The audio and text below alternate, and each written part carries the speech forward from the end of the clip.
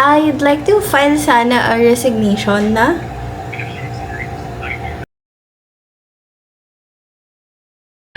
People would decide to really go after what they want, so all out support ako dyan. I understand. I wish I can do the same.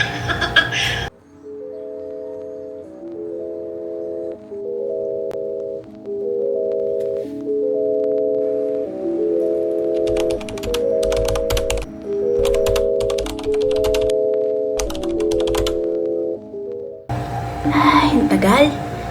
Ano ba yan? Bitch! I did it! Ano? Nag-resign na ako. And I'm like, I'm pursuing another career. Dinamay pa eh. Sabi ko, I'm gonna do ceramics. And I'm like, Tabola. Woohoo! Yung, dyan ka na lang. Ba't ka kailanganin ko mag-site daw? Screenshot mo ba or what? Yung tissue ko na sa closet. Ew. What the fuck am I doing? Okay. Okay. That is the most cardio that I've done. That is such a loser thing to say. So I'm selling these ones because most of them I've outgrown, or I've read it before and I wanted to collect it, and then upon rereading I realized that it's not for me anymore. It's basically a trophy book, which is a lot of the times what I do, but it's not the kind of trophy book that I like to see on my shelf anymore. If other people love it, or someone else would think that they would love it more, I'd rather just give it to them. Most of these are YA. One of those ones where I was in my teenage years and I didn't have enough money to buy all of the YA dystopian that everybody is reading, and then now that I'm grown up, I'm able to see and read them. I get this urge that I have to read them before I give them away, except for the ones that I've read. This is a Filipino trilogy that I absolutely loved while it was still updating in Wattpad, and I believe that I thought it was like a literary miracle of some sort because I was a teenager and I haven't seen much of the world. So it was great at the time that I saw it. I reread it and I'm like, why did I think of that? Same author, she has her own book now, and I was halfway through this and I did not want to continue. Yeah. I feel like the magic is gone, basically, when I was reading her books. I have this one. I picked this up because the cover is amazing. It's a series. I think this is the third book or the second book. And I can't really read it because I don't think it's a standalone. This one I picked up because of the title. I know the title, I don't know from what. Sounds boring. Pretty cover, that's why I got it. 3 Dark Crowns. I think I liked it, but then I decided not to read the rest of the series. This one I loathe. I loathe it because I know the source material from this. It's a storybook that's pretty famous about a girl and then her brothers turned into birds or ravens, I forgot. It's a very short children's book. And when I tell this to people, they don't believe me or they don't know the source material. And I was a kid when I read that, so I don't know what the title is. I don't know which country it originated from. Everything that happened here is not a surprise for me anymore. It lost its novelty with how they were selling this book or marketing this book. Read it and it was fine. This one I got from a bookstore. It's a second-hand one, basically a third-hand. It's with me, and it's by Donna Tartt. Probably read that. I picked this up because of the title, and I started reading it and I was like, ugh, this is so boring. Gloom Between the Stars, I got this from MIDF. Didn't know that it was a series, even though it's literally right there. This is the problem with me. I got this one. I love summer romance. It feels like I'm in those teenage years with a carefree attitude. That's what it feels like when I read summer books. And I have Young World, this one of those YA dystopians. Maybe I'll read that. The Diviners, I've already read this and I am done with the book. I am done with the series. I have this one, it's also from Wattpad, Wings Club, but the educational system of the Philippines. That's what it felt like. And it did not feel right. Anyway, I'll update on the next video on which ones I'm reading or I've read, and then I can also show you some of my book collections that I have here on the apartment. And also, sorry, my friend keeps chatting me.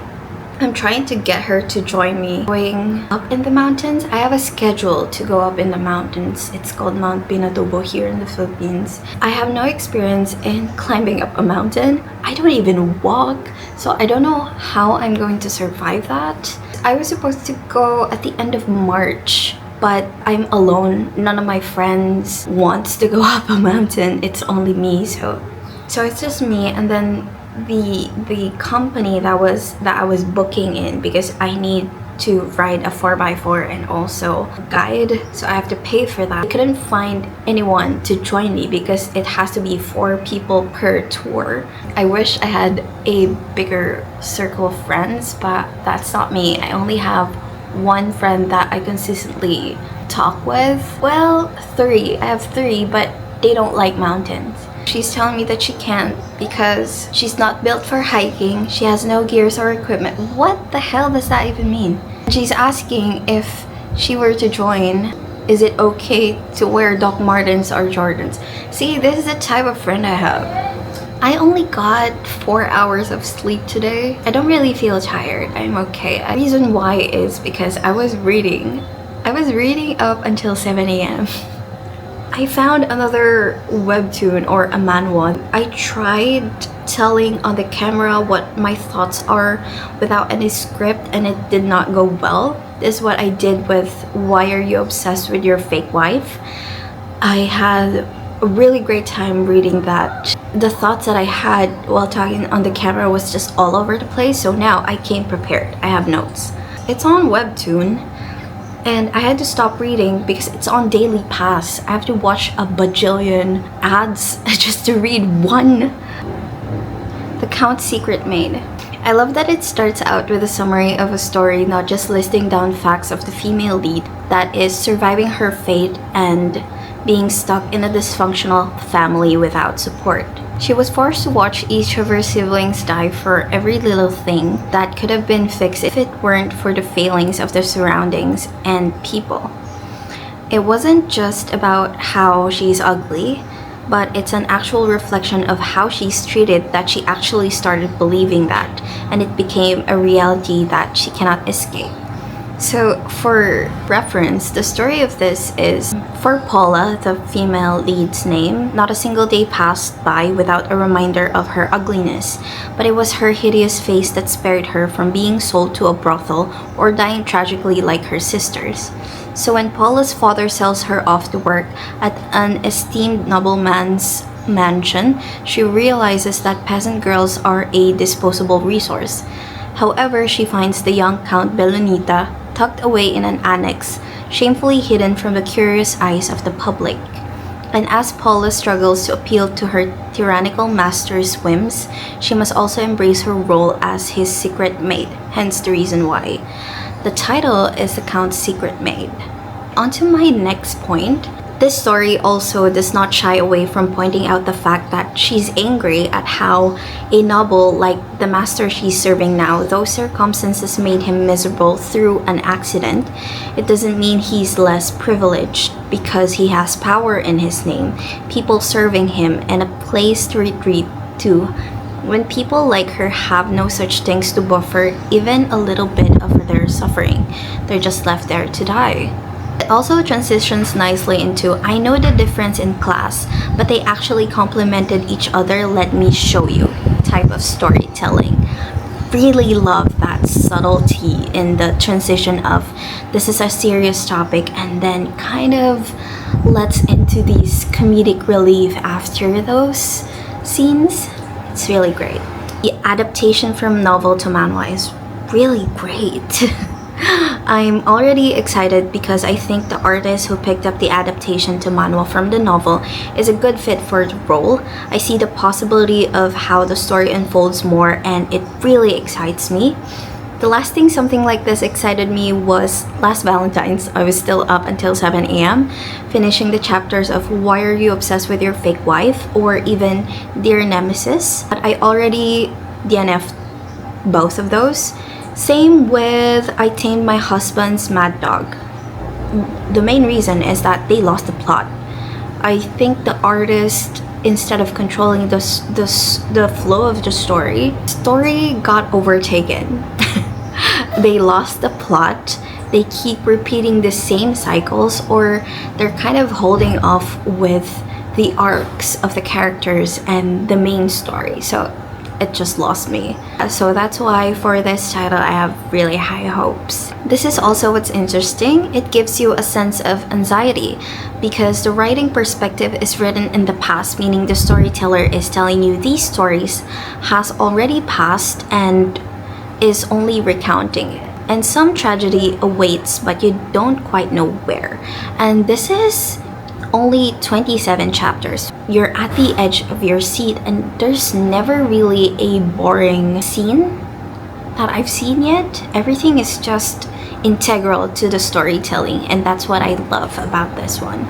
Interesting to note that some stories don't need time skips to speed up character development. The ways the story made it is to disrupt the bubble the main characters had with side characters, who ups the ante and is widely diverse and feels complete as a character, not just a plot device. This is probably kudos to the novel. I think they really did a good job. Also, just as a side note, I love the art style here, really love it.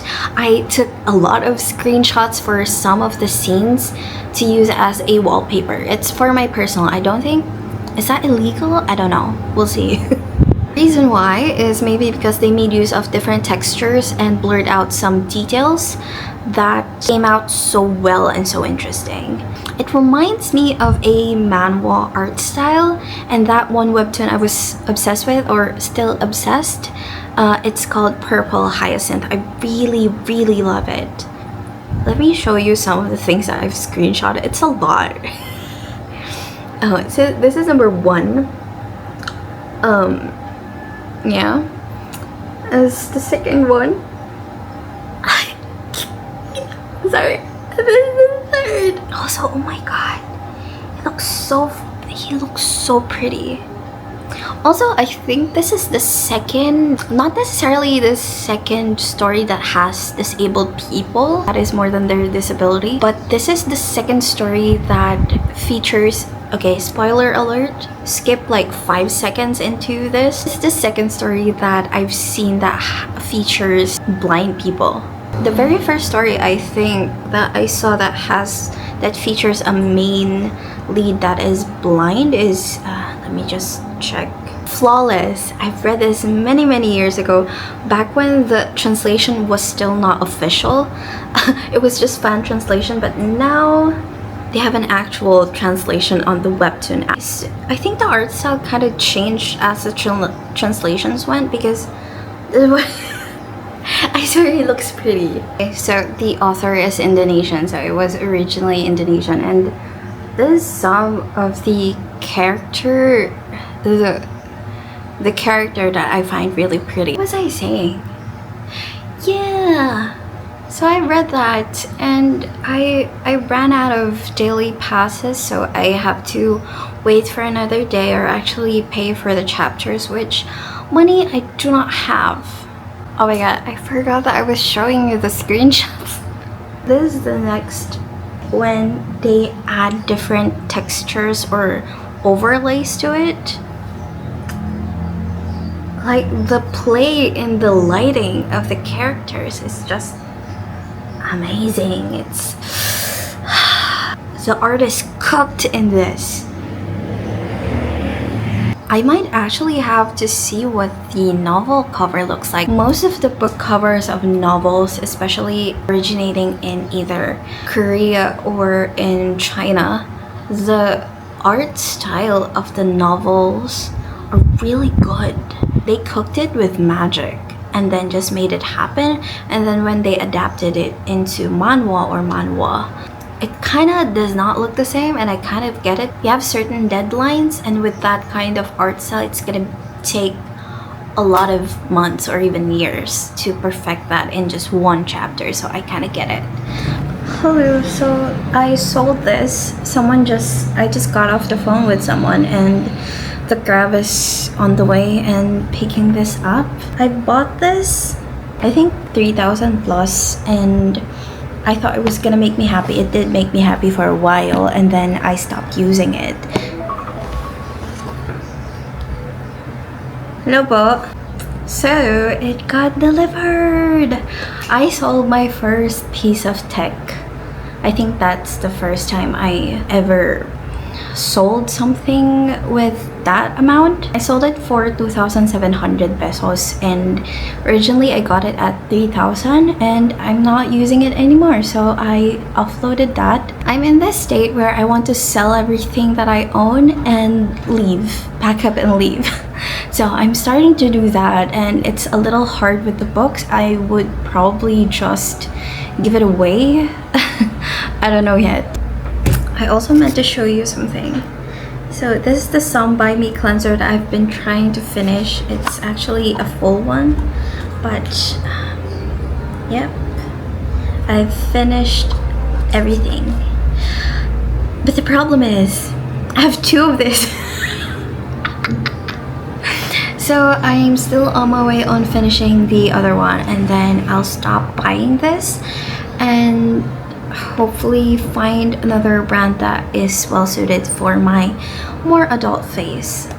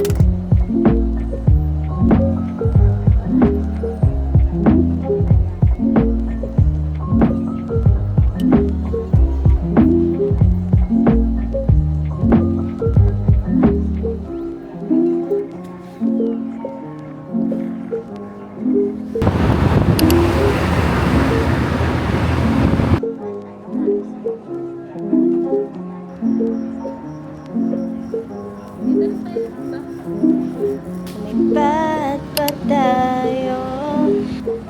May tinik ba to? I was practicing on it by adding faces and even writing. Where's the writing? Yeah. I don't know if you can see it, it's right here. And it didn't work.